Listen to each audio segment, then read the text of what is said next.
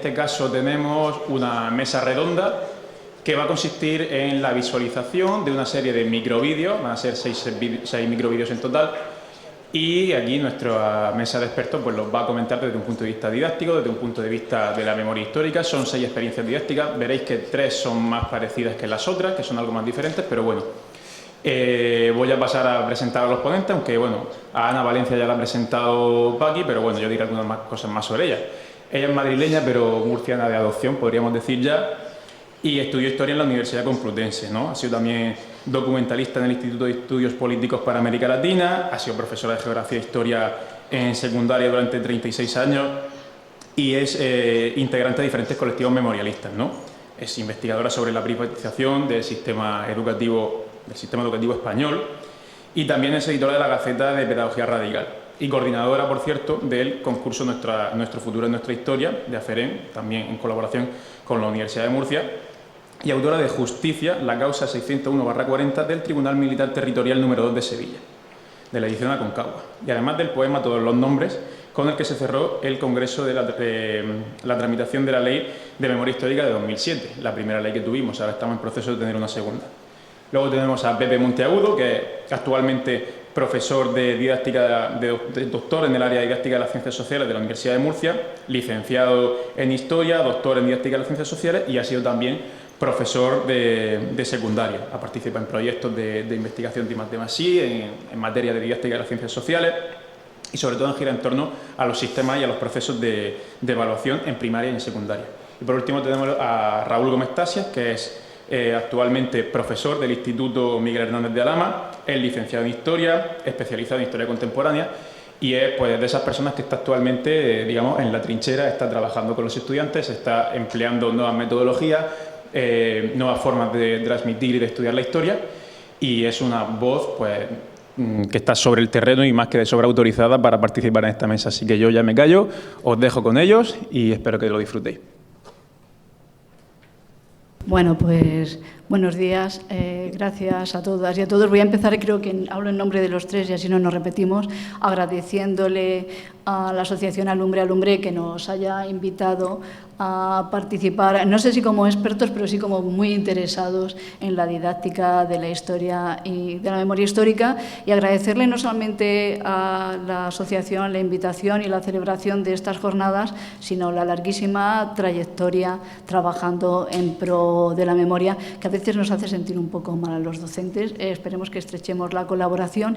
No se puede entender la memoria colectiva de este país, ni siquiera el mantenimiento de la memoria social sin valorar el trabajo y la dedicación de las asociaciones de memoria histórica y especialmente las asociaciones de memoria histórica locales como esta, que a veces con muy pocos recursos y muy pocas personas sacan adelante iniciativas muy complejas y muy interesantes y además han apoyado la investigación local, que es, lo ha dicho muchas veces tanto Francisco Espinosa como Paul Preston, sin los historiadores locales, sin estas pequeñas investigaciones locales se construye muy mal la historia. Entonces, pues creo que aprovecho en nombre de los tres el uso y abuso del micrófono para agradecerle a la asociación no solamente que nos invite, sino este largo camino y a través de la Asociación Alumbre Alumbre a todas las asociaciones de memoria histórica y en especial a la Federación de Asociaciones de la Región de Murcia, que además siempre muy oportunamente, ¿no?, empieza trabajando cosas, ha hecho un trabajo fabuloso con el mapa de las fosas y además yo creo que poniendo un poco el punto de mira en una cuestión que esperemos que tenga mucho futuro y que se viene trabajando, aunque no lo parezca tanto, que es el trabajo en las aulas. Y en las aulas de secundaria, estoy de acuerdo con Fernando, más bien en las públicas, porque aunque hay excepciones, y lo vamos a ver aquí en alguna experiencia, el trabajo en los concertados, que no nos olvidemos que en algunas partes, en algunas regiones y en algunas localidades tiene mucha cuota de alumnado, es muy importante y cuando hablamos de educación, como generalmente somos representantes de la pública, se nos olvida que está esa parcela tan a la que es tan complicado de acceder para trabajar memoria histórica. Y nada más, muchas gracias, paso a mis compañeros. Pepe. ¿Se me escucha? No hace falta que me acerque el micrófono, ¿sí? Bueno, pues yo también, como ha dicho Ana, no puedo sustraerme a agradecer a la Asociación Alumbre Alumbre que haya bueno, en este caso pues contado con nosotros y sobre todo conmigo para el acto de hoy, a través de una modestísima aportación que puede hacer desde el ámbito de la didáctica, es decir, cómo a través de las diversas experiencias que se nos van a presentar esta mañana, ello puede contribuir a mejorar el aprendizaje del alumnado sobre un tema que es un tema polémico, es un tema controvertido, como es el de la memoria histórica, del cual muchas veces se prefiere no hablar sobre él, no tocarlo, no verlo en el aula, porque puede acarrear problemas o acusaciones de adoctrinamiento y, bueno, tampoco no suele aparecer, como hemos visto, con la profundidad o con la carga temática que nos gustaría en los libros de texto. Muchas veces se argumenta la falta de tiempo porque aparece al final del temario, pero es una cuestión, es un tema que es necesario abordar. Es un tema crucial, es un tema transversal que dota a la historia de un sentido público fundamental para la construcción de una ciudadanía también democrática, porque las víctimas tienen derecho a la verdad y la sociedad tiene también el deber de mantener su memoria y su historia. Así que reitero mi agradecimiento, paso la palabra a Raúl y nada más, muchas gracias. ¿Se me oye bien? Sí, se oye. Bueno, yo quisiera, en primer lugar, agradecer la oportunidad que me ha brindado la Asociación Alumbre de estar aquí, participar en esta mesa redonda. Bueno, también agradecer a Ana, agradecer el concurso que salió el año pasado para que el alumnado hiciera proyectos referentes a la memoria histórica y poder trabajarla en el aula.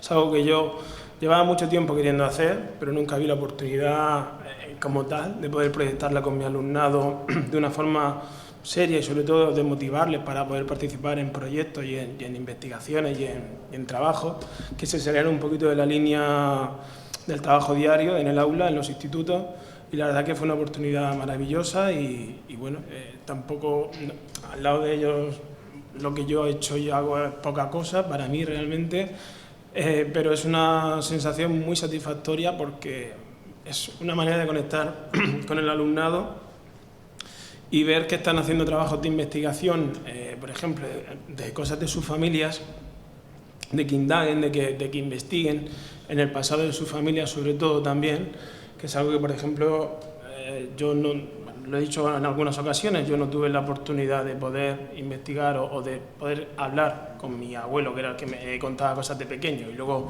poder investigar cosas de su vida o qué ocurrió en la Guerra Civil, por ejemplo. Y a través de este concurso en el que participaron mis alumnos el año pasado y de esta experiencia que estoy teniendo, cada vez más alumnos estoy encontrando una respuesta muy positiva por parte de ellos, que están adentrándose, que están trabajando en esto. Y sin ir más lejos, antes de ayer una alumna mía de mi cuarto de la ESO me dijo que había encontrado un cuaderno de su abuelo durante la Guerra Civil que le gustaría compartirlo con la clase y trabajar las memorias, que le dio pena no poder haber participado porque había llegado tarde, le animaba el año que viene que lo haga, y con pena me dijo qué rabia no haberlo podido mostrar antes, porque es una experiencia valiosísima y nada, y bueno, en fin, lo dicho, que muchísimas gracias por darme la oportunidad de estar aquí y nada, paso la palabra a mis compañeras. Vamos, si queréis, vemos el primer vídeo, que es el de Raúl, que ha hecho un trabajo fantástico, tanto el año pasado como este, y bueno, hay aquí mucho docente, los docentes, y tenemos la mala costumbre de dar cosas por sentado que todos sabemos, porque pensamos que todo el mundo es docente. No, pues trabajar en el aula, sobre todo con grupos muy grandes. El caso de Raúl ha trabajado con cuarto de la ESO, el curso ese precisamente en el que Fernando dice que hay que hacer incidencia, porque luego son los que van, tanto los que van como no van a la universidad, pues es complicado trabajar con un número tan alto de alumnos en el aula y cada uno con una procedencia tan diversos generalmente, ¿no? Vamos a ver.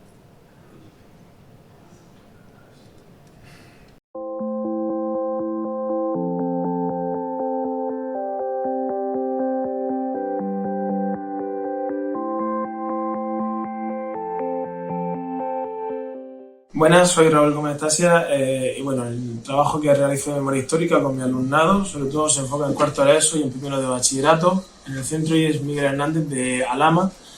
Bueno, los tipos de actividad que realizo con el alumnado son diversas, sobre todo una con cuarto de ESO. Básicamente nos centramos en intentar trabajar las fuentes orales, las entrevistas, los debates en clase, visionando alguna película de la temática, por ejemplo, La lengua de las mariposas, o sobre todo proyectar trabajos de investigación particulares o narraciones creadas por el alumnado para, entre otras cosas, participar en el proyecto de memoria histórica. Y con primero de bachillerato, más o menos algo parecido también. Aparte de algún visionado de alguna película, a trabajar la memoria histórica europea, como puede ser la lista de Schindler, el debate, etcétera. También hemos trabajado mediante proyectos de investigación en parejas donde han investigado algún hecho que tuviera que ver la relación entre la historia del mundo contemporáneo y la historia de España. Por ejemplo, la ayuda de la URSS a la República, la ayuda de Hitler a Franco, entre otras temáticas. Los objetivos educativos, pues fomentar la actitud crítica, analítica y el debate en el alumnado, fundamentalmente. Y bueno, el interés de la actividad ha sido acogido bastante bien por parte del alumnado, que ha mostrado un interés bastante alto, una dedicación, una investigación bastante profunda en general y una motivación personal en muchos casos por tratar este tipo de temáticas. Y el resultado, pues en línea general, es muy positivo. Es muy positivo porque el alumnado se ha mostrado muy dado a trabajar este tipo de actividad. Así que bueno, pues eso es todo lo que hemos hecho. Muchas gracias.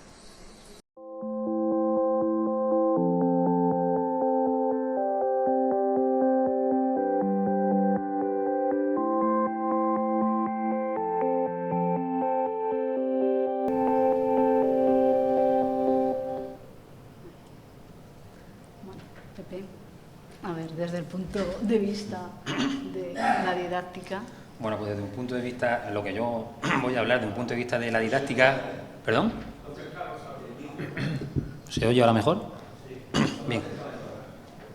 Bien, decía que lo que a mí respecta en esta mesa redonda, desde un punto de vista de la didáctica, es decir, cómo estas experiencias de aula permiten mejorar el aprendizaje del alumnado. Veremos que todos los vídeos tienen algo en común, y es que enseñan historia de otra forma a la manera tradicional, es decir, alejándose de la lección magistral y del uso exclusivo del libro de texto y del examen como herramienta de evaluación final. Se propone otra forma distinta de trabajar historia, más motivadora, más también, digamos, trabajar o presentar o hacer que el alumnado sea un agente más autónomo, más crítico. Y en el caso de Raúl, pues utiliza varias estrategias que son muy convenientes en el aula.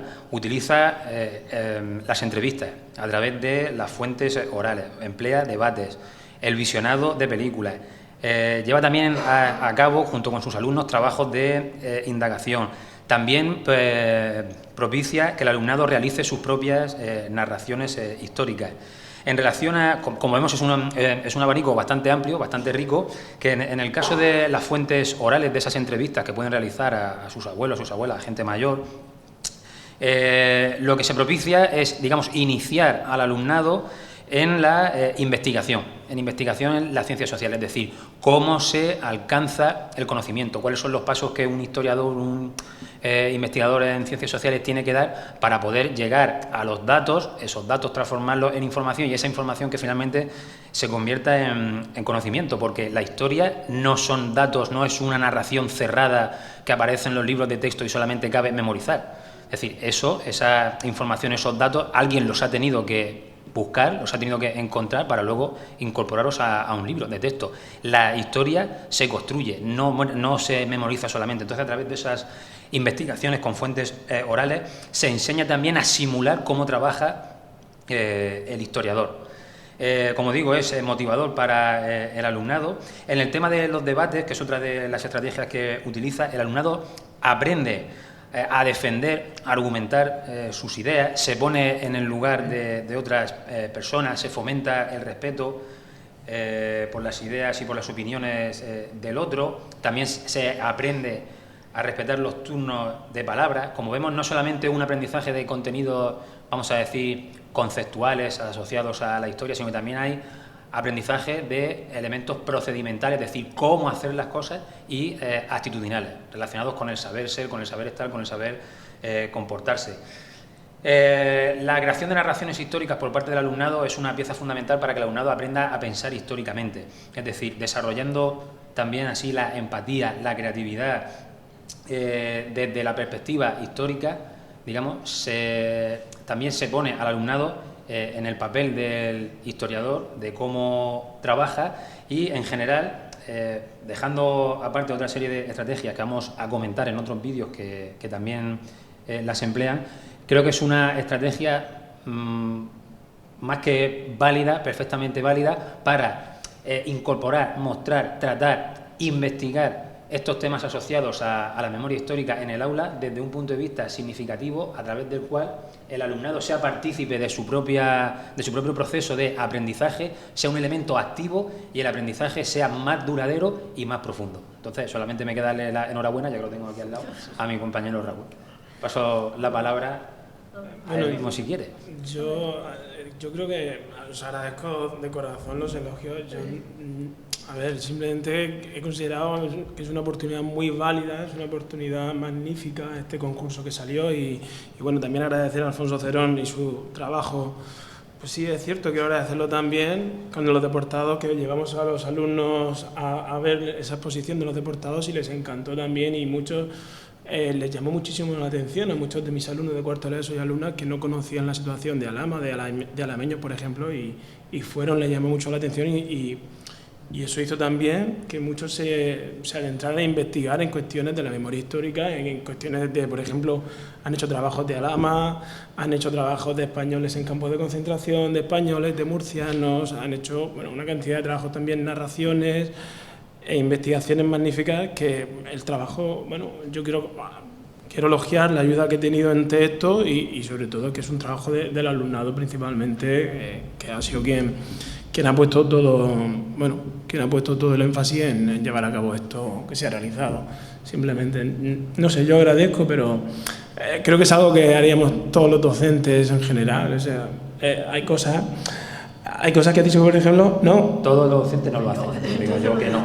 Ya te digo yo que no. Por eso mi reconocimiento, mi agradecimiento tanto a Raúl como a todas las experiencias que vamos a ver aquí hoy y a todas aquellas personas que de una forma u otra se interesan y llevan estos temas al aula, de otra forma porque precisamente están interesados, se preocupan por el aprendizaje que puede realizar su alumnado sobre un tema que, como hemos dicho antes, es un tema polémico, escabroso, que no se trata en el aula por miedo, por vergüenza, por el qué dirán, por si me acusan, pero que es necesario llevar al aula y que todos los docentes no lo hacen y todos no lo hacen de la misma forma. Entonces, como estamos viendo aquí, esta forma de presentar estos temas en el aula ayuda a fomentar en el alumnado un pensamiento crítico, un pensamiento creativo, buscando la causalidad, ¿vale?, de los hechos o los asuntos o los fenómenos sociales, la finalidad de los actos, es decir, por qué se hacen las cosas, qué interés hay detrás.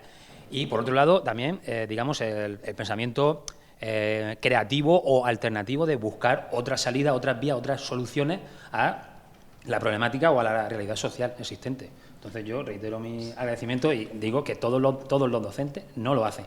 Y lo digo yo he sido docente en secundaria y ahora que estoy, digamos, en la universidad, que también hay que echarle de comer aparte en según qué tema, yo quiero también agradecer y reconocer el trabajo que realizan los docentes y las docentes como Raúl y otros compañeros que están todos los días a pie de obra ganándose el pan con los grupos de alumnos de secundaria, que algunos también tienen su peculiaridad. Yo quería comentar una cosa.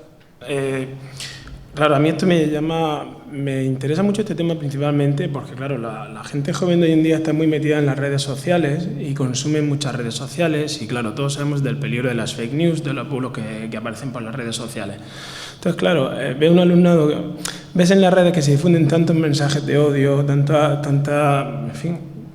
crispación, tanta desinformación que hay en las redes sociales. Viene un alumnado de cuarto de la ESO sin saber qué ocurrió, ve, por ejemplo, en noticiarios, medios de comunicación o incluso a políticos que dicen ciertos comentarios sobre la guerra civil o que, como estaba hablando antes Fernando, que hablan mucho de desenterrar huesos. Por ejemplo, hemos visto algunos políticos que ustedes solamente quieren desenterrar huesos únicamente y, claro, son mensajes que luego el alumnado lo traslada a clase y mensajes también aparecen ciertos comentarios de índole fascista también. Entonces yo, como profesor de Ciencias Sociales y de Historia, me veo en la obligación de hacer que el alumnado estudie, que indague de otra manera, que profundice en esta temática, pues básicamente para combatir la ignorancia.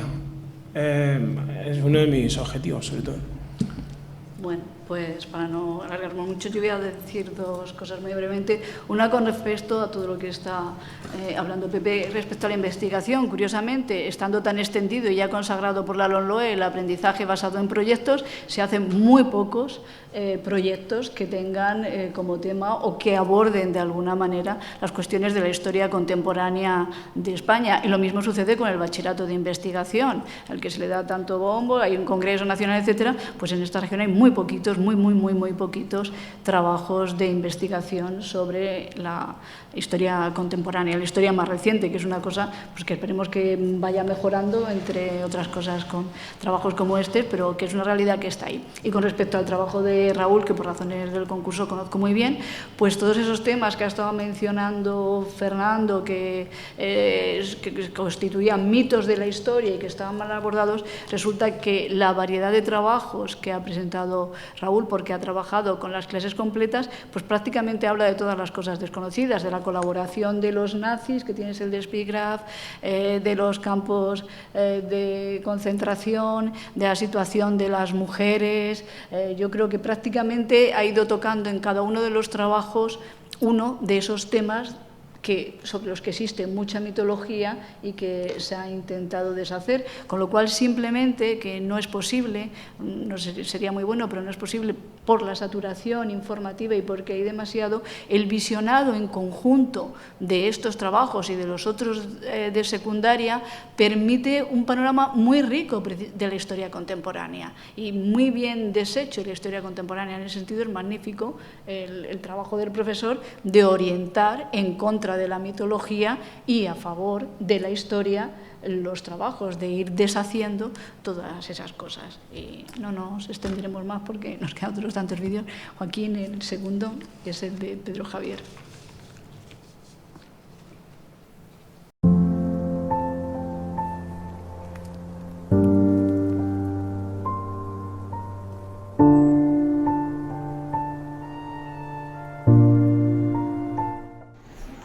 Hola, soy Fernando Carreño Zamora, profesor del Instituto Juan Carlos I de Murcia y soy docente de Geografía e Historia.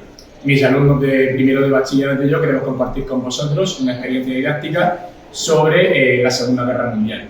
En este caso hemos decidido abordar este tema a través de películas y documentales. Cada película y documental tiene asociada una ficha de ejercicios en la que los estudiantes han podido trabajar temas que habitualmente no nos centramos tanto cuando vemos estos contenidos de manera más teórica. Así que yo los dejo a ellos y que os cuenten cuál ha sido su experiencia. A través de los documentales que hemos visto en clase, hemos aprendido didácticamente, mediante estos vídeos, cosas que, por ejemplo, yo desconocía, la participación de los españoles en la liberación de Francia, y mucho material que nos ha servido para un futuro que realmente desconocíamos y ha sido una manera muy buena de aprender. La memoria de los exiliados republicanos, la lucha desinteresada por un ideal y la historia real. En la película El fotógrafo de Mauthausen hemos aprendido la memoria de los exiliados y deportados españoles de los campos de concentración, la vida que tenían en esos campos, la resistencia que hacían en esos campos y la importancia de los españoles, como por ejemplo las pruebas de los negativos que utilizaron para después los juicios de Nuremberg. La Fundación de Silencio hemos aprendido el papel de los verduгos y las víctimas en los campos de concentración. No solo eso, sino que también hemos visto los juicios, no solo desde el punto legal, sino también político y moral, ya que no solo incriminaban sobre los nazis que cometían los crímenes, sino también la sociedad alemana que la mantuvo. También hemos visto las limitaciones de la desnazificación, es decir, había muchos casos de la Segunda Guerra Mundial que no se habían investigado porque la sociedad alemana había decidido dejarlo en olvido y ocultación.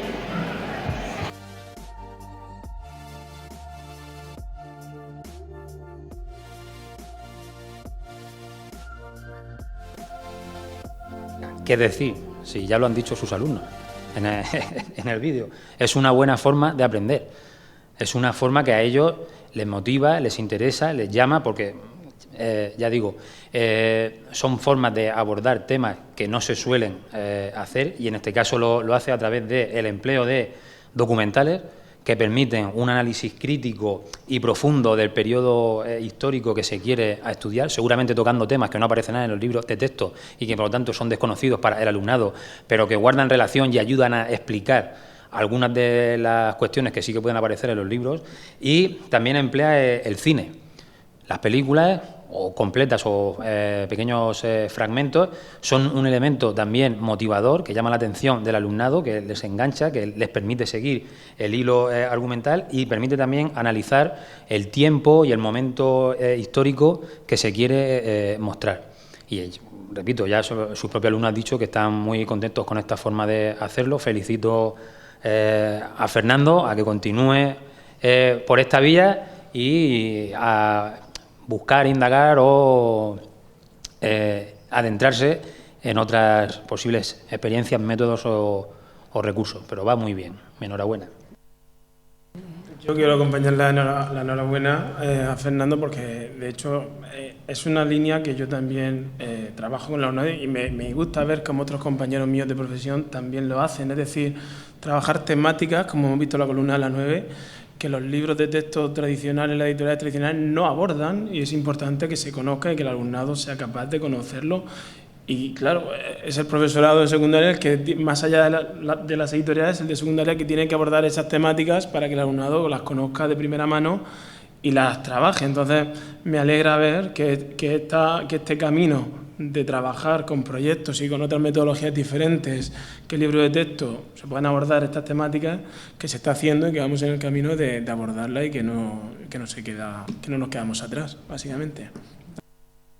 Pues sí, pues el trabajo de Fernando es muy interesante desde muchos puntos de vista. Desde el punto de vista histórico, por una cuestión fundamental, que él lo ha hecho, que no valen excusas, él lo ha hecho desde una asignatura que es Historia del Mundo Contemporáneo, que empieza efectivamente en el siglo XVIII, termina en el XX y al XX se llega a regular y tal. Entonces dice, bueno, es que la historia de España, como se ve en segundo de bachillerato, en primero de bachillerato, no, vamos a ver, es que España no estaba en el mundo y sí estaba en el mundo contemporáneo y con una presencia, y además es muy importante. La historia de España, la guerra civil, tiene un papel fundamental en el desarrollo de la historia contemporánea del siglo XX. Y es súper interesante en el sentido también de quitarnos ese complejo. Efectivamente, aquí llevamos retraso con nuestra memoria, con la elaboración de memoria, sobre todo llevamos retraso en el reconocimiento del franquismo como una dictadura fascista y como un régimen totalitario. Ahí sí que llevamos retraso y eso no ha sucedido en otros países. Pero, por ejemplo, ya que hablamos de la 9, a Francia le ha costado muchos años y mucho tiempo reconocer el papel de los españoles en la resistencia francesa. Sabemos, por los libros de Belín Mesquida, fundamentalmente, que no solamente es que los españoles tomaran parte, sino que prácticamente organizaron la resistencia francesa y fueron los primeros en resistir. Los primeros grupos de resistencia que hubo contra el nazismo fueron los combatientes españoles que además venían de luchar en la Guerra Civil Española, estaban preparados, eran aptos para el combate y estaban muy bien considerados. Pues eso es lo que en medio de la historia del panorama de historia contemporánea saca el documental de la 9 y saca el libro de familia.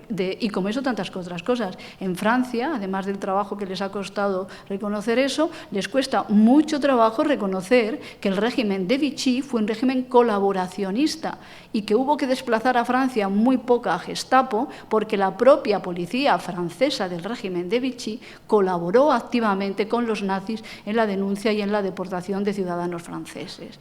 Por lo tanto, excelente ir introduciendo estas relaciones y excelente ir considerando que no es España el único país que tuvo sarampión fascista en los años 30, lo ha puesto antes Fernando con Joseph Mossey en Inglaterra, la famosa marcha, ¿de dónde viene el no pasarán? El no pasarán fue el lema que se acuñó en el West End londinense cuando, ante la marcha de fascistas que iban a ese barrio, decidieron enfrentarse a ellos precisamente los sindicatos, los judíos y los obreros. O sea que sí que hay, y es muy interesante y muy necesario, ir imbricando la historia de España, la historia contemporánea de España en el panorama de la historia contemporánea, porque a ver por qué se sostiene el régimen de Franco, si no es porque viene muy bien mantener un régimen anticomunista en el sur de Europa en esa época. Así que maravilloso.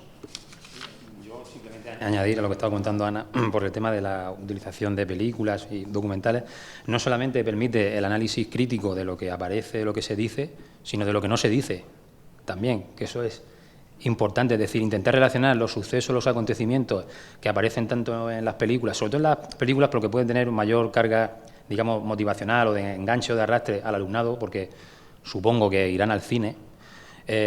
Algunos de ellos, supongo que irán al cine, entonces estarán más acostumbrados, y si no al cine tendrán Netflix o algún otro canal de estos, o una otra plataforma que están acostumbrados a ver largometrajes, y entonces, más que documentales.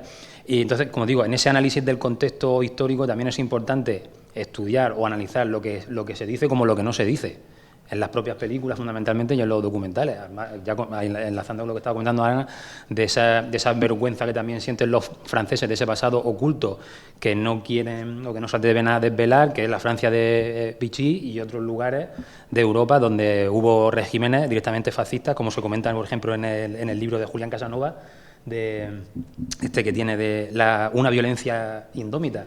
Cuando toca la Segunda Guerra Mundial y se habla de las experiencias en Croacia, Hungría, y no voy a entrar en Ucrania porque está caliente. Pero por ahí van los tiros. Vamos con el siguiente vídeo.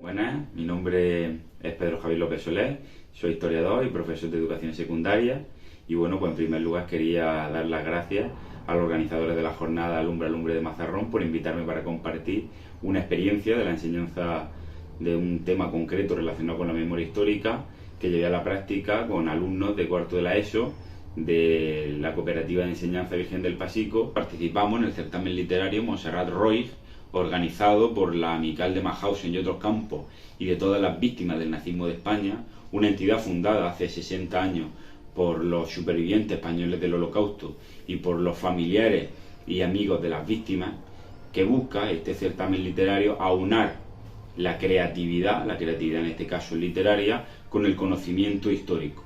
Los alumnos debían realizar un relato ficticio, pero con una base histórica que estuviese ambientada en cualquiera de los periodos que ellos estimasen oportunos, ya fuese desde la Segunda República hasta la caída de la dictadura franquista. Y bueno, pues el método de trabajo que nosotros seguimos con nuestros alumnos pues se dividía en varias fases. La primera fase sería de información, donde nosotros a través de clases expositivas profundizamos con nuestro alumnado en el conocimiento histórico de lo que fue el Holocausto, particularmente en el caso de los españoles, de los cerca de 1000 españoles que fueron deportados a estos campos de exterminio nazi. Posteriormente, una vez ellos ya tenían un conocimiento más general de este periodo de nuestra historia, ellos ya pasaríamos a la siguiente fase, una fase de creatividad, en la que también sugerimos tanto lecturas como lecturas de libros, de cómics, de ensayo histórico, la visualización de documentales, películas o incluso escuchar algunas canciones para incentivar esa creatividad de los alumnos y que así ya pasasen a lo que sería la tercera fase, que es la fase en la que se convierten ellos en protagonistas, donde tenían que redactar pues esos trabajos. Y bueno, pues la satisfacción que tuvimos el curso pasado fue porque por primera vez desde que se celebra este certamen ganó una alumna murciana, en este caso una de mi alumna, una alumna de la Cooperativa Virgen del Pasico. Y bueno, pues es una experiencia que el profesorado del centro que estuvimos involucrados pues valoramos de una forma muy positiva, puesto que contribuyó a aproximar a los alumnos a un acontecimiento en esta historia tan traumático desde una forma que les hizo a ellos pues empatizar lo máximo posible con el drama que vivieron las personas víctimas, en este caso del Holocausto.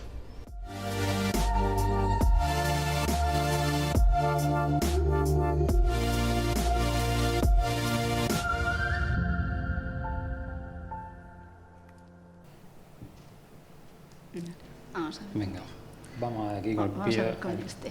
Pedro Javier, enhorabuena, Pedro Javier, porque como él mismo ha comentado, uno de los... Bueno, voy a empezar por el principio, porque lo que realizó, lo que empleó Pedro Javier en su experiencia fueron, es decir, partir o utilizar efemérides o aniversarios de hechos, acontecimientos históricos para iniciar o incluir, trabajar determinados temas en el aula. Es un buen pretexto, podríamos decir, para, como digo, dar a conocer determinados temas al alumnado, hacerlos de esta forma más cercanos, más comprensibles, más amenos, partiendo del presente a través de esa efeméride para conocer el pasado. Se trata de una metodología en este sentido inductiva, que otorga así también un carácter funcional al conocimiento histórico, es decir, la historia, saber historia, investigar historia, vale, es útil para algo, y además también incorpora, como hemos visto también en el caso de Raúl anteriormente, la creación literaria, que él mismo ha dicho que es una vía para que el alumnado empatice. El hecho de que el alumnado sea capaz de escribir, de narrar sus propias historias, facilita que comprenda el mundo en el que vive, adquiriendo de esta forma una conciencia histórica, siendo un elemento también activo, y una cosa que también me ha llamado la atención, que ha comentado el propio Pedro Javier, que no abandona el método expositivo. Es decir, las lecciones magistrales, como él bien ha comentado, no se deben desechar ni tirar por la borda, sino que en determinados momentos, según qué circunstancias o contenidos, siguen siendo necesarias o provechosas para enseñar historia en el aula. Lo que ocurre es que hay que compaginarlas o complementarlas con otra serie de estrategias, de métodos y recursos, como son los que estamos comentando aquí en esta mesa esta mañana. Y nada, yo reitero mi agradecimiento y mi reconocimiento a Pedro Javier para que siga por esta vía motivando a sus alumnos y que se interesen por los temas históricos, que no son tan lejanos como nos creemos y que nos tocan de primera mano. Yo me reitero en lo que has dicho. Me parece, Pedro, lo que estás haciendo, te llevo siguiendo poco tiempo, pero lo que he visto que estás haciendo me parece increíble, te lo digo sinceramente. O sea, es una labor brutal. Y ver cómo lo llevas al aula también, cómo trabajamos muchos docentes en general esto, y ver que esta línea de trabajo tiene futuro. O sea, me parece, esta red que se ha creado, decíamos que era una red entre profesores que queramos trabajar esta temática y que esto tenga una salida, que tenga un futuro y una proyección futura, me parece increíble. O sea, y con tu labor, la de Fernando, la de mucha gente, desde la experiencia, desde la voz de la experiencia y desde la gente que llegamos, que llegáis y que llegan con tantas ganas de hacer tantísimas cosas, para darle un sentido a la historia, para que la historia tenga, para que atraiga a la gente joven, como hablábamos antes, ¿no?, de que la gente quiera dedicarse a la historia el día de mañana y vea que esto también tiene futuro, la historia también tiene futuro.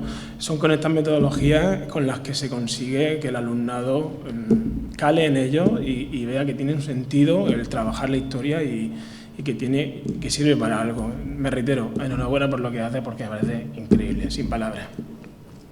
Bueno, es muy difícil, conociendo a Pedro Javier, ¿no?, separar la persona y eso. Pues un trabajo fabuloso, pero un trabajo fabuloso el que desarrolla él a diario con todo y con todas las cosas. Pues voy a más que hablar de ello, que un poco reflexionar sobre el papel de la literatura y la historia, que son dos hermanas. Es decir, la historia tiene que estar bien escrita como literatura para que sea asequible y todo el mundo la lea con agrado, y por otra parte la literatura es fundamental en la construcción de la memoria social, de la memoria de una sociedad, de la memoria de un pueblo. Entonces, porque tiene un carácter emocional, tiene un carácter sentimental que permite la comunicación, una confraternización más honda quizá que la lectura del ensayo, apela más a cuestiones personales, a cuestiones familiares directas. Y en ese sentido también es muy interesante, con respecto a la literatura de la memoria y de la memoria histórica en España, ir viendo la evolución que hemos tenido. Porque, por ejemplo, quizá uno de los mejores escritores sobre la memoria histórica, sobre nuestra historia de memoria histórica literariamente, es Antonio Ferres, que es un autor muy poco conocido. Se exilió, regresó a España y sin embargo tiene una obra que se llama Los Vencidos, que es una obra fundamental. Lo que pasa es que es un autor de los años 50, de principios de los años 60 y apenas si tiene difusión y tiene conocimiento, y para mí es quizá de los más valiosos, tanto Los Vencidos, La Piqueta, el resto de su obra. Un paso más adelante ya nos encontramos con La Voz Dormida de Dulce Chacón, que sí que ya tuvo más repercusión, etcétera, etcétera. Luego Los Girasoles Ciegos, que también se hizo la película y también tuvo cierto impacto. Pues todas estas cosas, esta literatura, que al final estas películas están basadas en guiones, sus guiones son obras de literatura, como si llegamos ya al final a Almudena Grandes, que ahora sí que podemos hablar de un gran impacto social. Se está grabando ahora una película, estamos en lo mismo, es la literatura sobre la memoria histórica, sobre la guerra civil, que sí que vemos en ese sentido el avance. Otra vez las asociaciones de memoria, que son al final las que promueven en las redes y promueven los encuentros esta literatura, que luego tiene una gran importancia en la sociedad, ¿no? Habría que rescatar a Antonio Ferri y seguir trabajando. Por eso es muy interesante el trabajo literario y el trabajar con fuentes, y más Pedro ha tenido el valor de hacerlo en un concertado que está bien. Pues nada, sigue ahí, pero yo prefiero que te vengas a la pública por otras razones. Pero bien, muy bien. Pasamos a la siguiente experiencia.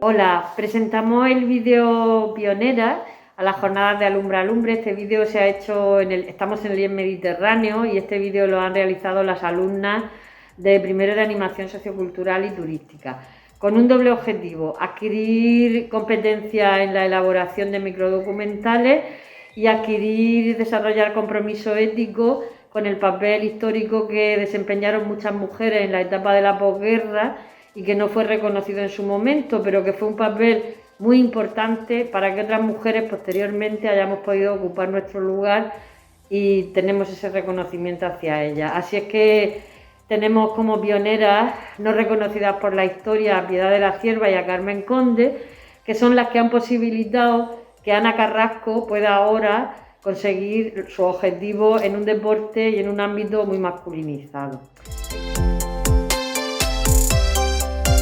Clase, hoy os voy a hablar de 3 mujeres pioneras de la región de Murcia. Carmen Conde Avellán, nacida en Cartagena, 1907, maestra y escritora, con una amplia carrera literaria, una de las voces relevantes de la generación del 27. Primera mujer titular de un sillón, en la Real Academia Española de la Lengua, en 1978. Piedad de la Cierva Viudes, nacida en Murcia, 1913, científica pionera en los estudios de radiación artificial en España. En 1946 recibe el primer premio de la Academia de las Ciencias por sus investigaciones, que la llevarían a crear unas lentes antirreflectoras, además de participar en las investigaciones del vidrio óptico. Ana Carrasco Gavarrón, nacida en Seguín, 1997, piloto de motociclismo. En el 2018 se convierte en la primera mujer en ganar un campeonato del mundo de motociclismo en la modalidad de Supersport 300. Chicos, despertad. Entre vosotras puede haber una gran pionera.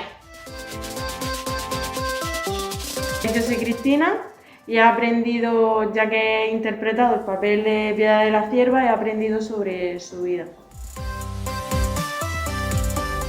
Hola, yo soy Ana y con este documental he aprendido muchas cosas, entre otras, cómo una actividad didáctica se ha convertido en un homenaje a mujeres importantes y sobre todo una puesta en valor de sus nombres, nuevamente un reconocimiento generacional hacia estas mujeres. Yo soy Mariloli y he interpretado el papel de Ana Carrasco y con esto me ha ayudado a entender que no debo de tener miedo al éxito y que tengo que perseguir todo aquello que quiera, siendo mujer, siendo hombre y siendo quien quiera ser. Yo soy Carmen, me he encargado de la parte más técnica del documental y lo que he aprendido sobre todo ha sido la importancia que tiene implementar la perspectiva de género en todo nuestro trabajo. Yo soy Ángel y con este documental pues he descubierto una figura que desconocía, que era la de Piedad de la Cierva, y he recordado gestas como la de Ana Carrasco y he recordado la figura de Carmen Conde. Esta es nuestra pequeña aportación.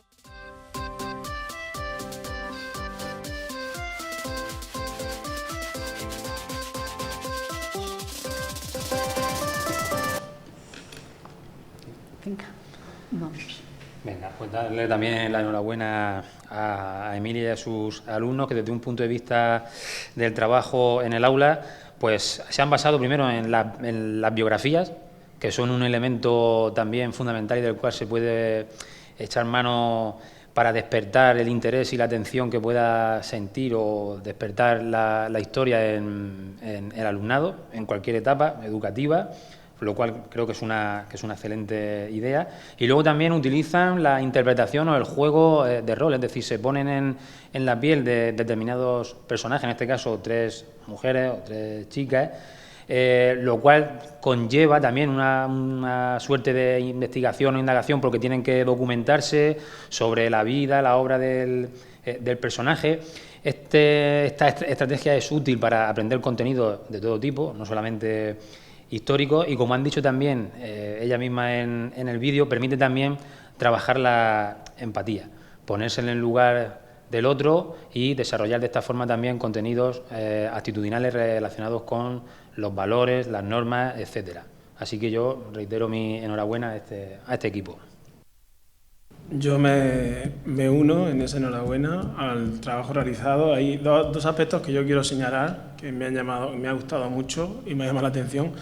Primero, el trabajo de microdocumentales que he podido leer, que es algo que para mí, bueno, yo lo baso en aprendizaje basado en proyectos y es algo que conecta mucho al alumnado, es decir, no solamente recibir la historia, sino interpretarla, que considero que es algo que hace que el alumnado adquiera mayor los conocimientos y los afiance muchísimo más que lo que hemos dicho desde la didáctica, es decir, que más que ser solamente receptor, sea el emisor de esa historia. Es una cosa que sinceramente considero muy acertado y quiero darle enhorabuena por eso.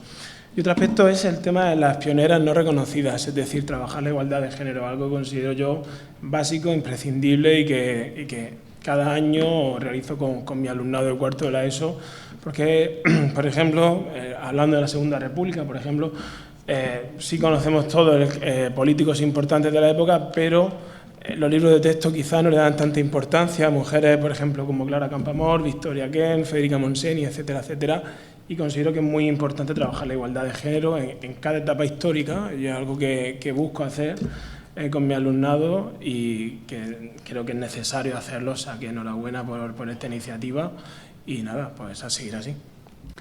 Bueno, pues es muy difícil trabajar la historia en FP porque en la formación profesional porque no aparece en los temarios de ninguna manera y lo mismo pues se puede trabajar a través de temas transversales, la igualdad de género, entonces es fantástico que alguien tenga en perspectiva que venimos de algún sitio y que todo lo que hay hoy también en el mundo profesional proviene del trabajo que realizaron no solamente las mujeres que se ven, sino sobre todo las muchas que no se ven, que son las que nos han traído y nos han empujado hasta aquí. Lo que pasa es que en este trabajo, a la hora de buscar referentes femeninos, es muy complicado. Y la cuestión de la información, que es lo que antes discutíamos con Fernando, claro, los grupos de comunicación y los más medias, etcétera, tienen muchísimo poder a la hora de establecer qué información recibe la gente y cómo.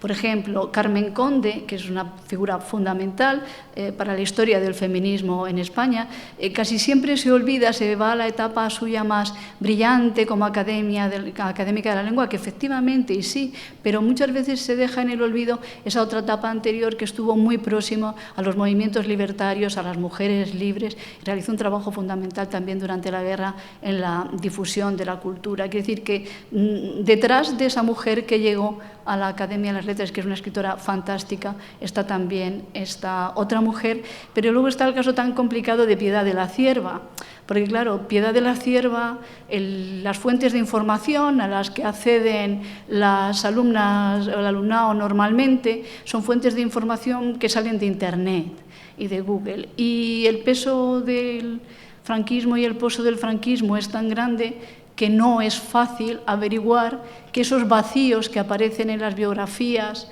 de Piedad de la Cierva y en la Wikipedia, esos 3 años de guerra, por ejemplo, que no se sabe qué hizo científicamente, pues estuvo en la dirección de la Falange, de la sección femenina de la Falange, nada menos que en los terribles años de la represión en Sevilla, y formaba parte de los cuadros dirigentes.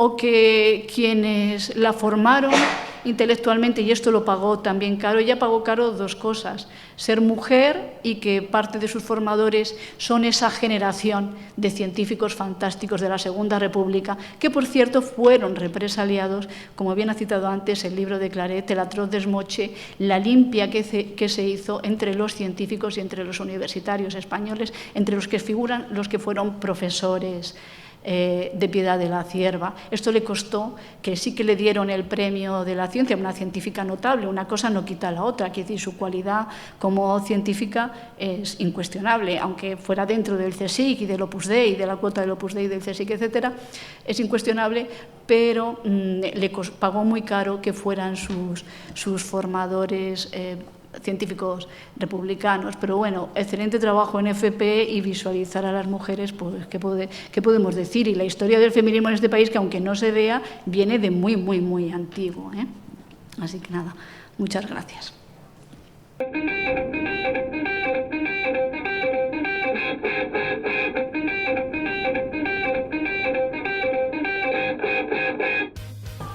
Con motivo del Día Internacional de la Mujer, el comité se rebautiza y adopta el nombre de guerra de la alameña Braulia Cánovas Mulero, que perteneció a la resistencia francesa durante la Segunda Guerra Mundial y sobrevivió al campo de exterminio donde fue llevada detenida. Queremos así reconocer y rendir homenaje a esta alameña que luchó contra el régimen nazi, formó parte de la resistencia en la Francia ocupada y sufrió la barbarie en los campos de concentración. Digan lo que digan las mujeres, estamos en guerra. Incorporado en el comité feminista con el fin de concienciar a las demás personas y a nosotras mismas sobre lo que es el feminismo hoy en día. Hemos participado también en un proyecto que se llama 365 días de feminismo, en el que hemos realizado una agenda para visibilizar el trabajo de las mujeres a lo largo de la historia. Luchar me llena, me hace sentir que podemos con esto y poco a poco lo estamos consiguiendo.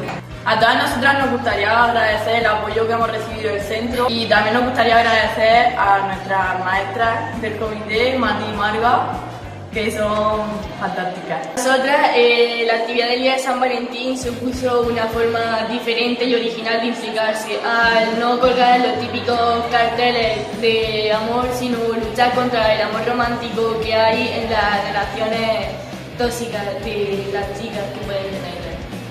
Ha marcado un antes y un después en el compromiso del IES Miguel Hernández con la igualdad, la visibilización de las aportaciones de la mujer en todos los ámbitos y la prevención de violencia machista en relaciones adolescentes. Hasta 30 chicos y chicas de todos los niveles educativos impartidos en nuestro centro han llegado a participar en nuestra actividad. Nos ayuda mucho a expresarnos de distintas formas y a liberarnos. Hemos hecho nuevas actividades como la huelga del 8 de marzo. Hemos querido que este acto con el que renombramos a nuestro comité coincida con el 8 de marzo, con la huelga feminista, con la lucha de las mujeres. Braulia Monique Cánovas Mulero fue una mujer valiente, consciente de la importancia de sus acciones en un momento crucial de la historia. La historia está llena de momentos en los que es necesario posicionarse, dar la cara, seguir luchando por lo que sabes que es justo, a pesar de las dificultades. Animamos a la gente de este centro, ya sean chicos o chicas, a que intenten venir a ver si les gusta y eso. Venirse a nuestra revolución. Recordaría el sistema en vez de minarlo. Apelamos a la creatividad como arma. ¿Será por algo que nos la quieren arrebatar?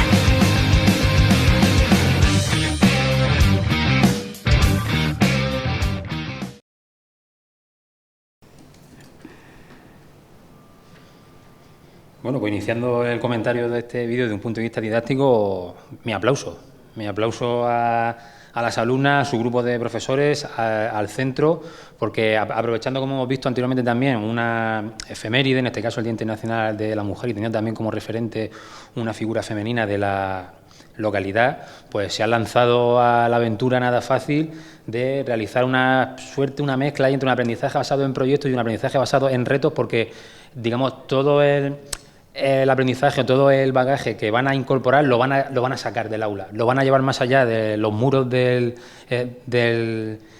centro, van a intentar aplicar los conocimientos que puedan adquirir a través de las diferentes actividades que va a realizar el grupo, llevan a cabo pequeñas tareas de indagación, desarrollan diferentes habilidades de pensamiento, se fomenta el trabajo en equipo, la colaboración, el aprendizaje significativo y, como digo, partiendo de un centro de interés, intentan llevar el aprendizaje fuera del aula, más allá de los muros, para intentar incluso cambiar o modificar la realidad social que les ha tocado vivir. Yo creo que mayor aplicación o implementación del aprendizaje, viendo la funcionalidad o la utilidad que puede tener en este caso, yo creo que no hay mejor ejemplo que este. Entonces, pues ya digo, reitero mi reconocimiento a este grupo de alumnas y a sus docentes.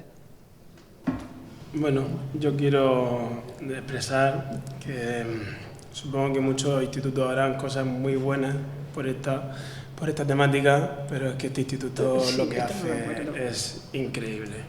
Entonces, cuando se mezcla un departamento de historia implicado con nuevas metodologías, nuevos proyectos, que se implica una barbaridad. Yo tengo el placer y la suerte de verlo este año, de la cantidad de cosas que se hacen. Cuando tienes un departamento de historia que se implica tanto y un comité feminista en un instituto que se implica tanto, solo pueden salir cosas maravillosas como esta y un alumnado muy concienciado de la importancia del papel de la mujer, que yo reitero una vez más, el papel de la mujer en la historia, que es muy necesario trabajarlo en las aulas y darle voz, por supuesto que sí. Y nada, darle enhorabuena a las alumnas de este instituto, al Departamento de Historia y al Comité Feminista. Pues sí, tengo que coincidir, no es mi instituto, y tengo que coincidir con que efectivamente maravilloso trabajo el del Instituto de Alhama y el del Departamento de Historia, y aquí es donde vemos pues la oportunidad de estas jornadas de ver qué tiene que ver la memoria y la historia con la docencia y de implicarnos cada vez más, y donde hay un buen departamento de historia es el caso de Alhama, se nota mucho, y además es la parte más bonita quizá de la historia, el ver, el convertir, que diría Miguel Martí y Pol, el viejo dolor en amor, ¿no? El viejo dolor de lo que significa la represión, el sufrimiento de la deportada, convertirlo en amor y en esperanza y en gente joven, y en ver brazos nuevos levantando banderas muy viejas y sembrar un mensaje de esperanza para el futuro, sacar de la historia esa lección, salvar, pues también que se puede asesinar, se puede torturar por las personas, pero difícilmente las ideas que representan, porque son ideas eternas y largamente sostenidas, y es maravilloso esa conjunción entre los profesores, ¿no?, que tienen la experiencia y pueden aportar, y ese ansia de acercarse a esos valores, esa ilusión por lo mejor de la humanidad que tienen estas chiquillas. Bueno, y también he visto que había algún chico, que me ha gustado muchísimo verlo en este comité feminista, y verlo, pues yo creo que para todos es fantástico la experiencia y que merece la pena exportarla. Ojalá hubiera en cada centro algo parecido. Daríamos un paso de gigantes, creo yo. Así que felicidades a todos los de Alhama. Alfonso, que también sale en el vídeo, maravilloso trabajo. Para que veamos la importancia que tiene el papel del profesorado en la formación de sus alumnos. Sin la implicación del equipo docente, seguramente esto pues no hubiese salido a flote. Entonces, el hecho de contar con un cuerpo de profesorado debidamente preparado desde un punto de vista disciplinar y también comprometido con el cambio social es lo que hace posible experiencias como estas. Ahora, yo me pregunto, ¿puede ser también en dirección contraria? En dirección contraria, la labor del profesorado, no por el cambio social. No debe ser, porque España, que yo sepa, ha firmado la Carta de Derechos Humanos de la ONU, y porque tenemos una Constitución que ampara estos valores y no los otros, creo. Quiere decir yo que estamos pregunto. al margen de la ley fundamental del Estado si hacemos otra cosa, y que además recuerdo que al menos por lo que respecta a la educación pública, todo profesor cuando se convierte en tal y en funcionario jura o promete guardar y hacer guardar los principios constitucionales. Todo funcionario lo hace, profesores también. Guardar y hacer guardar los principios constitucionales, creo que es esto. Sí, no, yo estoy convencido. No, lo digo por si puede porque ocurrir hacia la otra dirección. Sí. Porque sabemos que muchas veces las leyes están para saltárselas. Bueno, si nos saltamos la Constitución ya. Si la Constitución se cumple. Bueno. Otra reflexión que dejo simplemente en voz alta. Pero ¿a qué te refieres exactamente, por favor? No, que si en vez de contar con un grupo tan docente tan comprometido con el cambio social, para transformar la realidad, teniendo claros cuáles son los problemas que en este caso afectan a las mujeres, que tiene que ver con el movimiento feminista, corremos el riesgo de que pueda ser al revés, de que pueda haber uno, dos, tres, un grupo docente, digamos, en la dirección contraria, conservadora, que no se muevan, que no fomenten para nada el cambio social. Quiero decir... Yo creo, si puedo decir una cosa, y mis compañeros docentes aquí presentes quizá lo puedan corroborar, las futuras generaciones de docentes están más que concienciadas con esta temática de la necesidad de la igualdad de género en las aulas, de trabajar en la historia, la mayoría, considero que la mayoría del profesorado está más que concienciado ante esto. Entonces, es lícito no estar de acuerdo, que no quiera estarlo, pero yo creo que la metodología de la historia avanza hacia un futuro de igualdad y de valorar sobre todo el papel de la mujer en la historia, que sabemos que ha estado tan oculto durante tantísimo tiempo. Entonces creo que el profesorado cada vez es más consciente de ello y sin ir más lejos, hablábamos de las editoriales. Las editoriales se han dado cuenta, es decir, si las editoriales se han dado cuenta que tienen que meter cada vez más el papel de la mujer porque es que es así, ¿sabes? Porque realmente se ha de promover en las aulas, nosotros creo que también debemos de fomentarlo, pienso, y creo que las futuras generaciones de profesores también están participando en ello, considero, no lo sé. Yo espero que sí, quiero decir, en ese sentido ese avance, y a pesar de todo, pues creo que es más fácil abordar la igualdad de género que abordar algunos segmentos de la historia. Creo que está más universalmente aceptado, creo que aquí corremos menos peligro en abordar la igualdad de género que sí en adoptar algunas otros temas históricos o sociales, exactamente, que no sean en este caso la igualdad de género. Como hemos comentado anteriormente, como aquí cada comunidad autónoma ha hecho de su capa un sayo, y esto es un reino de Taifa, pues 17 currículos distintos, el alumnado aprende o no aprende cosas distintas, y al final qué historia es la que se enseña o la que se aprende, porque al final es posible que tengamos alumnos de 17 zonas o territorios que en teoría ven la misma asignatura, pero que son historias totalmente diferentes. A ver, esto nos va a llevar a una discusión ya muy lejos, porque una cosa es la historia que se aprende en las aulas y otra cosa es la historia que se aprende en la sociedad y la historia que se aprende socialmente. Por eso las asociaciones como Alumbre, las asociaciones de memoria histórica son tan importantes, por eso hay literatura, porque más allá del aula también hay que construir una memoria social. Quiere decir que el alumno no solamente es permeable a lo que sucede en el aula, es permeable a lo que sucede en la sociedad, y ahí sí que es mucho más complicado y más costoso intervenir, y generalmente es más costoso intervenir desde el plano de vista de las cosas más interesantes. Las cosas banales tienen más facilidad para ser vista, porque vivimos tiempos que premian la banalidad mucho. Entonces, ahí en la construcción de la memoria creo que todos, ahí hay una responsabilidad social como ciudadanos que tenemos todos. Nosotros como docentes tenemos alguna más cuando estamos en el aula, pero como ciudadanos creo que ahí todos tenemos mucho para impedir que al fin y al cabo, yo creo que todos estaremos de acuerdo que el aula y esa idea que la gente tiene de que en el aula se arregla todo, de que vamos a llegar al feminismo y la igualdad no sé qué a través de la educación, de que la violencia se erradica en el aula, es una equivocación. El aula y la sociedad es como si yo echo aquí una gota de agua en un vaso, son cosas completamente de ahí la importancia de proyectos como este que nos están enseñando en este vídeo. Efectivamente. En mí esto me recuerda, por ejemplo, a cuando en el aula se trabaja la Primera Guerra Mundial y de la Primera Guerra Mundial, las batallas, los acuerdos, las paces, automáticamente la gente pasa, creo que del 29, un poquito los felices años 20 en Estados Unidos y tal. Pero ¿quién trabaja el sufragismo, el movimiento sufragista? ¿Quién dedica tiempo a trabajar? Quienes pensamos que es necesario trabajar el movimiento sufragista, quienes pensamos que es importante trabajar como las mujeres adquirieron los derechos y las libertades, el derecho a voto. Cuando se habla de la Primera Guerra Mundial, de toda la importancia, pero también hay que saber, considero, el papel de la mujer ahí. Y la oposición de las mujeres a la Primera Guerra Mundial. También. Entonces, claro, es algo que el profesorado estamos concienciados ante esto y igual que trabajamos la memoria histórica desde un paso firme y valiente, considero, también tenemos que trabajar el papel de la mujer en la historia también desde un paso firme y valiente, porque hay que darle el papel que se merece sinceramente en la historia. Entonces, como siempre habrá gente que no lo va a ver bien, como todo en esta vida. Siempre vamos a tener detractores. Pero eso no quiere decir que no tengamos que mirar hacia adelante, considero.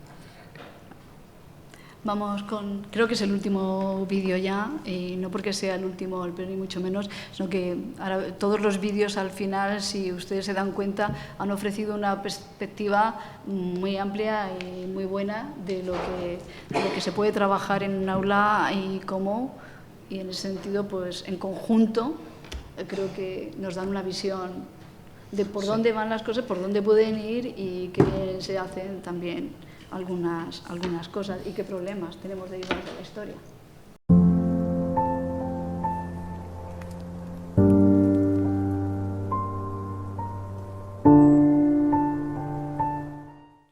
Hola a todos y a todas, soy Paula Sánchez Molina, creadora del corto documental Lo que nadie nos contó. Este trabajo sirvió para finalizar mis estudios universitarios en periodismo y comunicación audiovisual en la Universidad Carlos III de Madrid. Lo que nadie nos contó comienza cuando Agustín Robles, un investigador de Calasparra, el pueblo donde nací, publicó el libro Entre dos dictaduras, que sacó a la luz las historias de muchas personas de Calasparra durante la Guerra Civil y la dictadura franquista. En el caso de mi familia, nos hizo conocer la historia de mi bisabuelo a través de las páginas del juicio sumarísimo número 2983, con el que el régimen de Franco lo condenó una vez acabada la Guerra Civil, por su supuesta participación en el fusilamiento de 4 falangistas de Nerpio, o es así como se les llama en los documentos oficiales. El enfoque de Lo que nadie nos contó fue cambiando con el desarrollo del mismo. En primer lugar, lo planteé como una narración que contase la historia de mi bisabuelo a través del contexto histórico. Pero con la realización de las primeras investigaciones me di cuenta de que el verdadero enfoque tenía que ser uno mucho más personal. Me planteé el por qué era yo, que apenas había conocido a mi bisabuelo, la que estaba haciendo estas preguntas. Fue así cuando me encontré con el llamado Pacto del Silencio, un pacto no escrito entre el régimen y las familias basado en la represión y el miedo que prohibía hablar de lo sucedido en estos años y que relegaba a los represaliados y a sus familiares al silencio.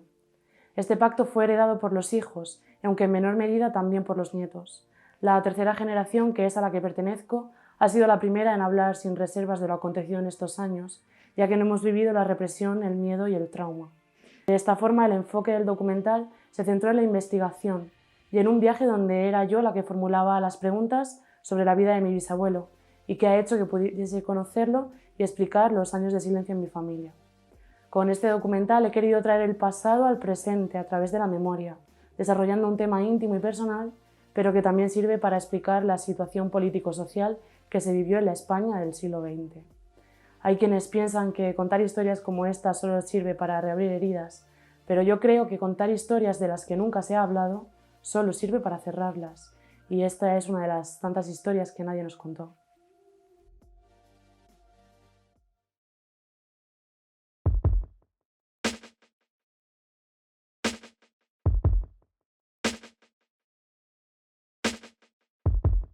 No sé casi nada. Tú te das cuenta de toda la historia y no sé nada. Y yo le pregunté, digo, madre mía, mamá, digo, ¿por qué me metieron al papá a la cárcel? Lo acusan de cosas que son fuertes, de asesinato.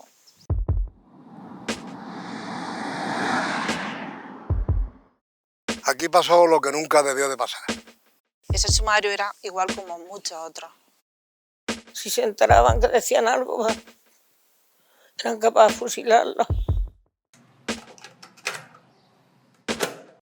Los 11 meses que estuvimos aquí en Calasparra, aquello era más que un infierno.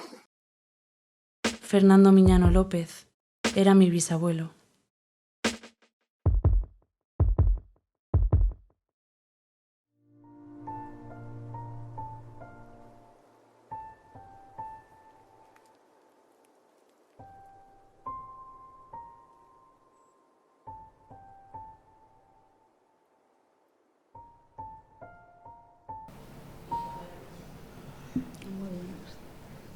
A ver cuándo sale el documental.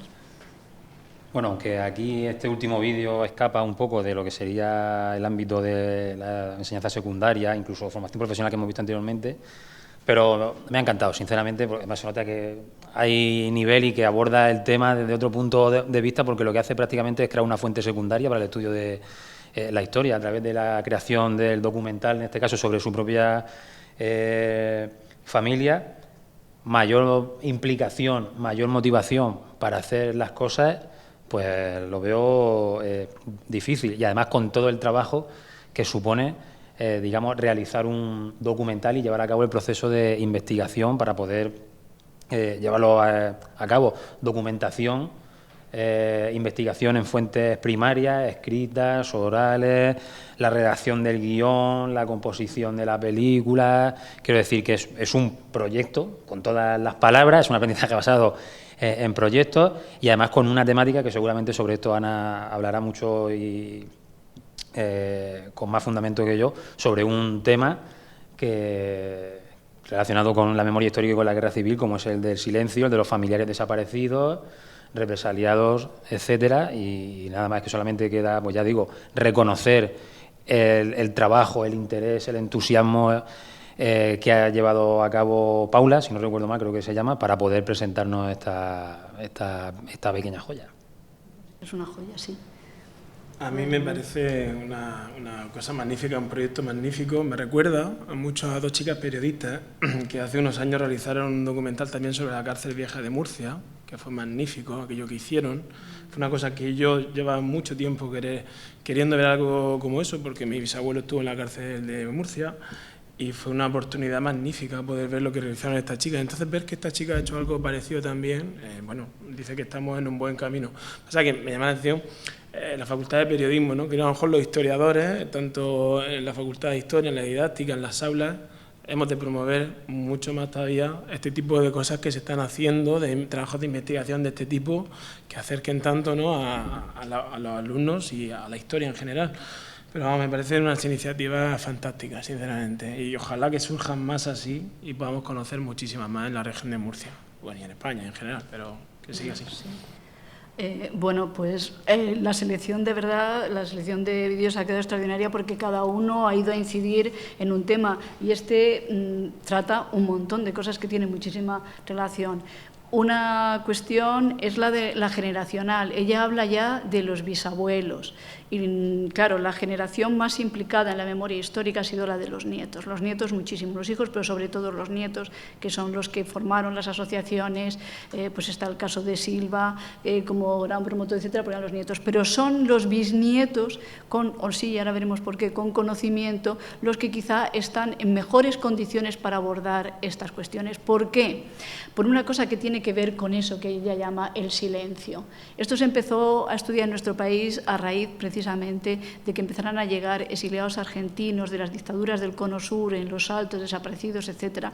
Y entonces se empezaron a ver los traumas, no solamente los traumas en quienes padecen la represión, sino en las generaciones posteriores, lo que se ha llamado el trauma postgeneracional. En ese sentido, en España hay dos trabajos excelentes, uno de una psiquiatra, Ana Miñarro, que se llama Las heridas del silencio, y otra de una terapeuta, que es Clara Valverde, que se llama Desenterrar las palabras. Las dos abordan el trauma en todas las generaciones y ese trauma que genera también en los vencedores, no solamente en los vencidos, el silencio que tuvieron que guardar, uno sobre los crímenes que habían cometido y otros sobre los crímenes de los que habían sido víctimas. En parte la conclusión a la que llegan es que el trauma no solo es grande entre quienes afrontaron la represión, la guerra, etcétera, sino que casi es más dañino el silencio en las generaciones posteriores, y eso lo llaman la generación posterior, el post-trauma, porque no has generado ningún instrumento para enfrentarte a la realidad violenta, al hecho que te está causando el trauma, no tienes ninguna defensa que oponer y lo has recibido en diferido, lo has recibido a través de tus padres. ¿Y cómo se ha diferido? No solamente porque se haya relatado esa experiencia de la represión, sino porque el propio silencio con el que se ha sepultado la vivencia familiar y las propias circunstancias que han moldeado a estas personas en ese silencio, a las madres, y esto se ha transmitido, es ese silencio el que termina generando en los nietos, que los ha hecho constituir, ya digo, una parte y estar muy activos en las asociaciones de memoria, y es lo que en parte los bisnietos pueden llegar a superar. Entonces, en este sentido, recoge todo, recoge el problema del silencio, de cómo no se nos contó, cómo no se ha hablado. Pues cualquiera de los que formamos parte de familias seriamente represaliadas, creo que comprendemos muy bien el silencio, y que la explicación de estos silencios no es otra que la inmensa represión, el trauma y el miedo de aquello que Paco Espinosa llamó la matanza fundacional del franquismo, que hasta el propio franquismo tuvo problemas para reconocer lo que fueron los primeros años de guerra, y lo que ha explicado Fernando tan estadísticamente de aquellas zonas donde lo que no hubo guerra simplemente fue una represión brutal, coincide con las zonas donde también se ha generado más trauma, etcétera, porque es complicado hablar sobre una matanza fundacional. Yo simplemente quería, como es el último de los vídeos, para acabar de manera general, yo decir que todas las experiencias que hemos visto aquí, tanto en educación secundaria, en formación profesional, incluso a nivel universitario, digamos, son proyectos que contribuyen a la renovación didáctica de la historia en las aulas, pues ayudan a pensar históricamente al alumnado sobre las causas, las consecuencias, los cambios, las continuidades, a través del uso de fuentes primarias o secundarias, aprenden dialogando con sus compañeros de manera colectiva, incorporando problemas sociales sobre los que muchas veces, como estamos comentando, no se habla, y es necesario, como hemos dicho también al principio, incorporarlos, y sobre todo también porque son formas de presentar los temas en el aula que permiten dedicarles más tiempo. El tiempo es fundamental. Yo, por ejemplo, que por mi experiencia que tengo ahora en las aulas universitarias, que estamos enseñando de otra forma a través del aula invertida y otra serie de estrategias, me libera o tengo más tiempo disponible para dedicarle personalmente a mis alumnos, con los temas que toque o con los que yo quiera profundizar más, pero es tiempo.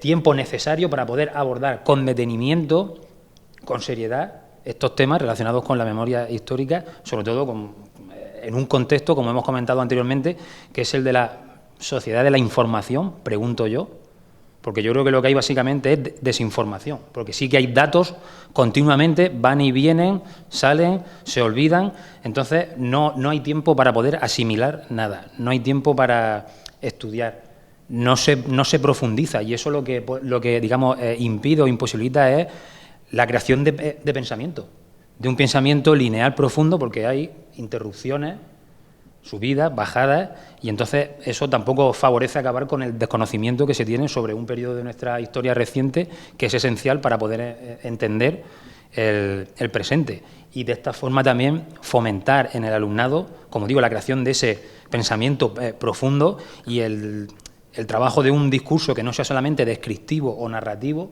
sino también que sea explicativo, justificativo y argumentativo. Entonces, toda esta serie de experiencias a través de estos métodos de indagación, etcétera, son los que favorecen ese tratamiento, esa óptica diferente de la historia, incorporando cuestiones que son socialmente candentes y que es necesario llevar a las aulas para una correcta y completa aprendizaje y comprensión de la historia, y luego con las implicaciones que eso lleve a nivel social fuera del aula, por supuesto. ¿Quieres decir algo, Raúl, tú, para terminar? Para terminar, sí, bueno, agradecer este tipo de jornadas, estas propuestas. A mí esto me hace ver que el camino que yo quise emprender hace unos años también, que llevaba tiempo pensando en trabajar estas temáticas más en profundidad, llegué a pensar que estaría muy solo en este campo, que me iba a ver con muchos problemas, que no niego que los hayan, no niego que haya, como os he hablado antes, dificultades en el camino, que siempre hay piedras que entorpecen, centros que quizás no comparten esta manera de trabajar o direcciones que no lo ven del todo bien o jefaturas de departamento que no. Este año afortunadamente me han arropado en general en todas mis decisiones, pero así es cierto que algún otro año sí he tenido algún que otro obstáculo, pero saber que uno no está solo en esto y que somos muchos y muchas personas quienes trabajamos esta temática y estamos comprometidos con esto y que tiene futuro y que hacemos como una especie de familia, una especie de red en esto. Nada más que me permite, pues eso, agradecer la oportunidad y ver que hay esperanza y que hay que ver las cosas de un punto de vista optimista siempre. Así que nada, muchísimas gracias.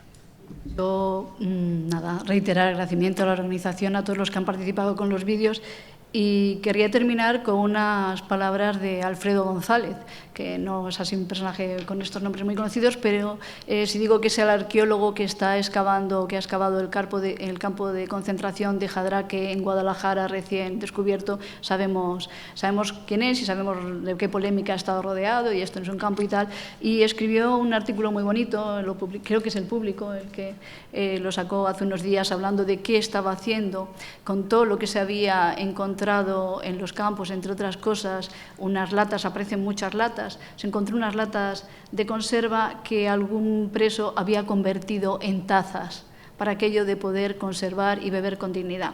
Y decía al final del artículo, y es muy aplicable al trabajo que hacéis, al trabajo que se hace en estas jornadas, a todos estos trabajos de la memoria histórica, dice, nosotros lo único que hacemos es salir a intentar encontrar la historia. Y termina, dice, aunque la historia sea a veces lo que nos duele. Nada más y muchas gracias a todos.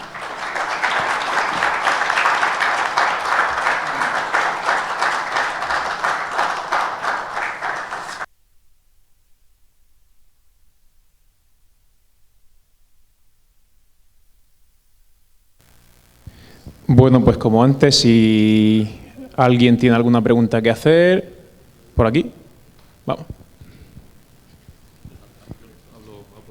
¿A viva voz? Sí. Venga. Aquí en Murcia hay un problema.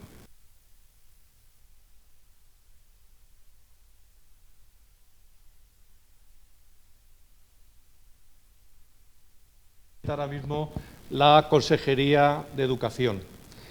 Y contra todas estas cuestiones que se acaban de exponer, creo que la consejera tiene claro, y estamos hablando de cosas concretas como el PIN parental, que quieren convertir a los padres en una especie de policía de las buenas costumbres, del somatén, de la desviación ideológica, y eso tiene tres axiales, que es el tema de la ideología de género, el tema de la información sobre la diversidad sexual y la tercera pata conservadora a este nivel del PIN parental y de convertir a los padres en brigada político-social es el tema de la memoria histórica. Es decir, que ahora mismo la política de la Consejería va por utilizar a los padres contra este tipo de actividades. Es decir, que en cuanto cualquier profesor en su libertad de cátedra, que es algo que reconocen o profesora que reconocen las normas, puede surgir o una asociación de padres o un grupo de padres o dos padres concretos que digan es que se está intentando malformar a nuestros hijos. Es un problema añadido que hay aquí en Murcia. Y yo incidir en una cuestión, digamos, de contenidos. Hay algo que incentiva bastante a los alumnos y las alumnas en la aceptación y el gusto por la historia, que es sobre todo el tema de la historia concreta. Y hablo de la comarca. En esta comarca hay cantidad de procesos que forman parte de la memoria histórica, forman parte del baúl de los recuerdos, de la historia escondida, que se pueden utilizar en la didáctica. Pues hablo, yo qué sé, pues hablo de las prisiones de Totana, hablo de los bombardeos de Mazarrón, hablo de las casamatas de la línea de defensa de Cartagena que hay en Alhama, Es decir, que se puede utilizar muchas cosas concretas que seguro que incentivan al alumnado a su interés por la memoria histórica. Pero cuidado con la derecha carca. Quieren ir contra todo esto, Bueno, sí, bueno, yo, si quieres podemos empezar yo. En relación a lo último que ha dicho, estoy bastante de acuerdo y algunos de, bueno, los ejemplos que hemos visto aquí en los vídeos tratan ese tema de la historia local, la historia personal, la historia familiar, muchas veces que efectivamente eso puede hacer que el alumnado se interese y se motive por la historia porque es lo que queda, lo que se observa, lo que se puede manipular de la historia y introducir una serie de tareas o de actividades relacionadas con contenidos que tengan como base la historia local, la historia cercana, la historia familiar, es un buen trampolín sin duda para que el alumnado, como usted bien dice, se interese y se motive y quiera seguir aprendiendo e indagando incluso por su cuenta para cuestiones que tengan que ver, como el caso que estamos ocupando ahora de la memoria histórica. En relación a lo que comentaba del PIN parental y demás, si las actividades relacionadas con, digamos, con esa triple axial que usted ha comentado, si son actividades complementarias, me parece que son obligatorias y que ahí no cabe PIN parental. En todo caso, podrían ser actividades extraescolares, pero actividades complementarias que aparezcan, que son obligatorias, que aparezcan y estén así recogidas en la programación del departamento, son obligatorias para todos los alumnos y los padres o madres no pueden decir que su alumnado no va a realizar una asignatura que es obligatoria y que es evaluable y que está dentro del currículum, que es obligatorio, que el chico o la chica siga junto con el resto de sus compañeros. Que lamentablemente exista la opción o la posibilidad de que sí que se veten actividades extraescolares que puedan estar relacionadas por otra o que se realicen a través de otra vía, pues es un problema que sí que tenemos ahí que habrá que darle una vuelta a ver cómo podemos quitárnoslo de encima y si tenemos oportunidad, porque como pintan las cosas para la siguiente cita electoral, no sé yo. Yo creo que hay también un desconocimiento propio de la ley en general. Es decir, cuando el profesorado trabajamos este tipo de temáticas, la abordamos primeramente partiendo de algo básico, que es la Declaración Universal de los Derechos Humanos, partiendo de ahí. Luego, si ya nos concretamos un poquito más, hablamos de la Constitución española, que recoge este tipo de aspectos que hay que trabajar y que están reconocidos en nuestra Constitución. Y como ha dicho, si ya nos enfocamos más todavía en los reales decretos de educación, incluso en los decretos autonómicos también, este tipo de temáticas aparecen recogidas como tal. Es cierto que los padres protestarán, habrá quien no lo vea bien, es lícito, pero yo, por ejemplo, me baso en la ley y la ley me dice el Real Decreto Educativo o el Decreto Autonómico me establece que tengo que trabajar temáticas que, aunque haya padres que no lo consideren correcto, están ahí recogidas por ley. Entonces, el tema del papel de la mujer, el tema de la igualdad, el tema de la represión, el tema de derechos, el tema de libertades adquiridas, la pérdida de estas, están ahí como tal. Y yo me baso principalmente me baso en la legislación que está ahí, o sea, no hay más. Bueno, por experiencia y por algunas cosas con respecto a esa situación, lo decía Raúl antes, que él a veces tenía un poco miedo de sentirse solo. Lo que no hay es que sentirse solo. A ver si trabajamos en la línea de una asociación de profesores, pero de entrada lo que sí que tenemos son sindicatos. Y tampoco uno tiene su libertad de carácter. Yo he tenido pocos problemas, pero alguno he tenido. Y la cuestión es, detrás de mí está el sindicato. Es decir, no estás, si atentas contra mi libertad de cátedra y contra que yo imparta en clase memoria democrática e historia, estás atentando también contra los propios sindicatos. Y es interesante volver a disponer en valor a los sindicatos y volver a discutir y estar dentro de los sindicatos de una manera activa y reforzarnos como profesores de historias también en estas cuestiones. Bien, es verdad que aquí lo tenemos muy difícil, pero lo tenemos muy difíciles en términos generales, no solamente aquí, porque tengamos una consejera de educación de voz, que también eso tampoco facilita nada, sino porque hay dos cosas en la vida docente que atentan contra ella directamente. Actualmente, que es las tecnologías de la información, la estandarización y la presión sobre el profesorado. Eso lleva a que todos estos trabajos que aquí hemos visto, que parecen muy sencillos, incluso aunque Raúl se quite mérito, lo que ha hecho Pedro Javier, son trabajos que exigen mucho tiempo y el profesor hoy en día vive apremiado por la burocracia y por la tecnología. Y tampoco tiene tanto tiempo para elaborar materiales, etcétera. Así que se ve abocado a utilizar lo que le viene más fácil. Lo que viene más fácil muchas veces es lo estándar, lo general, lo que promociona las grandes editoriales. Y ahí sí tenemos un riesgo grande, más grande que la figura de la consejera. Y tenemos otro riesgo grande en la trivialización de la historia en nuestros días, en la utilización que se hace. La historia es esta que tiene un aspecto, ya lo he dicho al final con las palabras de González, que al final la historia es lo que duele y vivimos tiempos que lo que nos gusta es lo que no duele. Así que la historia se queda muy bien para fiestas de moros y cristianos, que sí, los moros, los cristianos es una cosa histórica, pero bebemos mucha cerveza. Para la parte más bonita de me disfrazo de Juana la Loca, hacemos concursos de disfraces de historia, para las partes que dan para la fiesta y para el espectáculo. Y la historia seria y estos temas, pues para fiesta y para espectáculo no dan. Dan para conocimiento, dan para humanidad, dan para profundizar en la sociedad, dan para crear sociedades más justas, más democráticas, más fuertes, más generosas y más justas, pero para mucha fiesta los campos no dan. Sin embargo, es necesario hacer compatible el conocimiento y el conocimiento real de la historia, que es una cosa que hay que defender siempre, hay que hacerlo compatible con otras cosas que sí que pueden dar para más diversión y para más no sé qué. Y esa es una tendencia general, ni siquiera solamente de nuestra región, ni siquiera de nuestro país, es una tendencia en todas partes, utilizar la historia para hacer series de televisión de mucho asesinato de reyes o de cosas que son muy vistosas. Claro, es la parte que también a veces más le gusta al alumnado porque es más agradable y más divertida, y estamos hablando de gente que es muy joven, que está en edad de divertirse mucho.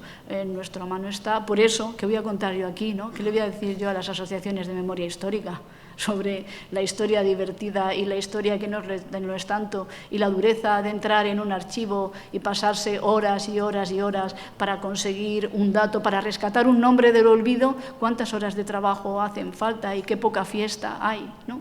Pues eso también es quizá una de las cosas que estén jugando más en contra nuestra, el sino de los tiempos.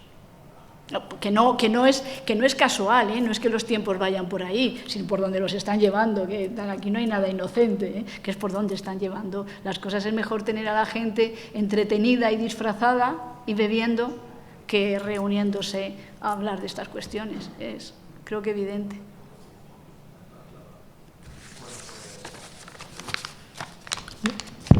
Es que nos estamos quedando... ¿Cuánto tenemos más? ¿Poco? Venga, va Fernando. Nada, bueno, voy a ser breve. Es redundar un poco en algunas de las cosas que se han dicho. Digamos, primero hablar a estas alturas, yo creo, de derecha más reaccionaria casi es casi gratuito, teniendo en cuenta, yo en Madrid también tenemos un problema y podemos tener un problema ya en muchas partes, ¿no? De mi experiencia, y abundando lo que ha dicho Ana, es fundamental el respaldo con el que pueda contar el profesorado a la hora de trabajar estos contenidos, ¿no? Y la experiencia que he citado antes tangencialmente, pero la que puedo detallar un poco más. Nosotros teníamos un grupo que se llamaba Entre Siglos XX y XXI, que trabajamos los temas de la historia oral en el aula y publicamos luego una revista escolar, ¿no? con financiación con la ayuda financiera del Ayuntamiento de Fuenlabrada. Y organizamos un primer curso de memoria histórica para el profesorado, para enseñar las técnicas de la historia oral, los temas sobre los que se podía trabajar, etcétera, etcétera. Tuvimos bastante éxito esa primera convocatoria. Esa fue realizada con el apoyo del Centro de Profesores y Recursos de la Consejería en ese momento en la zona sur. Y cuando teníamos organizado el segundo y teníamos los ponentes ya contactados y esa misma tarde iniciábamos las sesiones, nos llegó la prohibición, por decirlo de alguna manera, de parte de la Consejería, con el argumento de que el curso era repetitivo en cuanto a sus contenidos. Todo el mundo sabe que los de informática y los de inglés son nuevos todos los años y no se repiten en nada. Entonces, como estaba claro cuál era la finalidad, al final el reconocimiento de los créditos de formación de ese curso fue posible gracias en este caso, a la Federación de Trabajadores de la Enseñanza de Comisiones Obreras. Entonces, quiere decir, no se salieron con la suya porque el curso se volvió a convocar y a partir de entonces el respaldo, en este caso de un sindicato, fue el que nos posibilitó tener la libertad de poder seguir trabajando pese a los obstáculos que se nos querían imponer, ¿no? Y bueno, luego también hay otra cosa que además del tema de la libertad de cátedra, ¿no? También hay que tener en cuenta en qué lugar, digamos, devolviendo la pelota, posicionamos a quienes prohíben, ¿no? O a quienes connotan negativamente lo que estamos haciendo. Se han trabajado, y está a la vista, ¿no?, los temas de la República, la Guerra Civil y la represión, pero yo siempre he dicho también que hay otra cosa que quizás se nos está escapando de las manos, ¿no? La dictadura duró 4 décadas y, en cierta medida, el franquismo fue la prolongación de la Guerra Civil por otros medios, ¿no? Y quizá también es hora de empezar, antes de que se nos vayan, a trabajar los testimonios de quienes reconstruyeron el tejido del movimiento obrero, el movimiento sindical, el movimiento estudiantil, el movimiento vecinal, es decir, quienes llevaron a cabo una lucha efectiva para erosionar la dictadura hasta los años 70, ¿no? Porque quizá a lo mejor estamos a veces también fijando un poco el foco de referencia en aquellos tiempos de los que, como ha citado uno de los testimonios, ya lo que queda es el testimonio del bisabuelo, y está muy bien, ¿no?, porque ese trauma generacional existe, también lo he constatado. En los trabajos que publicábamos había gente que decía, mira, en cuanto llegué a la revista a casa me la cogió mi padre o mi madre porque era la primera vez que oía o leía a su abuelo hablar de ciertas cosas, ¿no? Entonces, está bien, pero quizá también debemos ampliar el foco y entonces quien se posicione en contra de que se estudie la dictadura tendrá que justificar qué le parece bien de la dictadura. Porque si tiene, digamos, el pretexto o el refugio de decir, no, es que la guerra fue una guerra civil entre hermanos y no sé qué, todo el mundo cometió barbaridades, bueno, pues ahora que nos cuente qué le pareció bien de la dictadura. Son 4 décadas de represión, que lo justifique. Y entonces, en ese caso, se colocaría en posiciones abiertamente antidemocráticas que, lógicamente, quedan fuera de lo que es el marco que nosotros tenemos que defender, ¿no? Y poco más, era un poco comentar esa historia personal en la medida que pueda ilustrar posibilidades de desarrollo y, en cualquier caso, desde luego, felicitar por las iniciativas que se han expuesto aquí, ¿no? Pues no sé si la mesa tiene algo que decir a esta última intervención, si no, pues vamos a ir cerrando. Y bueno, muchísimas gracias a los 3 integrantes de la mesa. Yo creo que ha sido bastante fluido.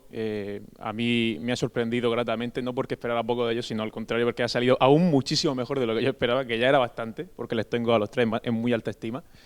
Y por cerrar con una nota que no es negativa, pero que sí que es una experiencia personal a raíz de las que ya hemos comentado, Paqui, que está aquí presente, nosotros el día 8 de marzo hicimos una presentación al instituto, le hicimos online por cuestiones de salud, tanto tuyas como mías, al Instituto Francisco Salcedo de Alcantarilla, y aquí tengo a mi compañero Alberto, docente en ese centro, que fue quien organizó todo eso y que nos posibilitó estar, que nos ha pedido el departamento, no por cuestión del departamento, sino por cuestión de problemas que ya han tenido a raíz del PIN parental en el centro, que por favor el título de la conferencia, que era sobre las mujeres represaliadas en Murcia, en este caso lo íbamos a centrar en Alcantarilla, que por favor no aparecieran ciertas palabras. Esa palabra era franquismo. Entonces tuvimos que cambiar el título, no eran mujeres represaliadas por el franquismo, sino era mujeres que fue en los años 40, 50.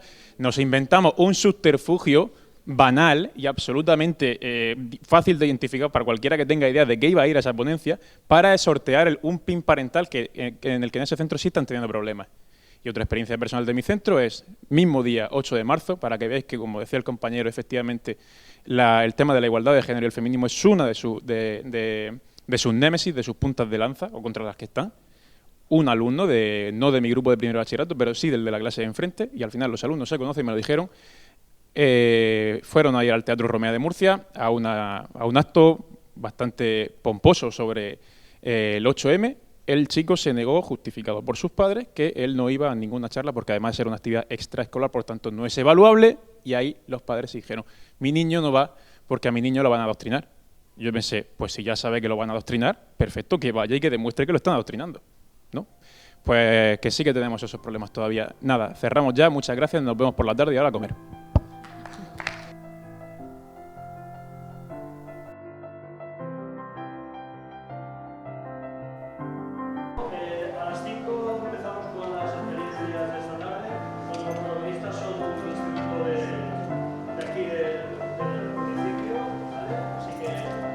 vosotros.